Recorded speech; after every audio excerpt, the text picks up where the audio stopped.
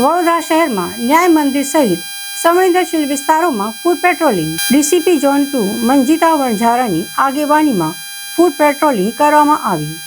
ACP Ashok Rathwa, Navapura police મથકના PI સહિત staff પણ ઉપસ્થિત રહ્યા હતા. પોલીસની સાથે પેરામિલિટરી ફોર્સના જવાનો પણ જવાનોએ પણ ફૂટ માર્ચ કરી હતી. તહેવારો દરમિયાન કાયદો વ્યવસ્થા જળવાય તે માટે ફૂડ પેટ્રોલિંગનું આયોજન કરવામાં આવ્યું. તહેવારની ઉજવણીમાં શહેરમાં શાંતિ જાળવવામાં અપીલ કરવામાં આવી છે. લહેરીપુરા દરવાજાથી નીકળી ન્યાય મંદિર, મદનજાપા રોડ, રાજમહેલ રોડ સહિતના વિસ્તારોમાં ફૂડ પેટ્રોલિંગ કરવામાં આવી.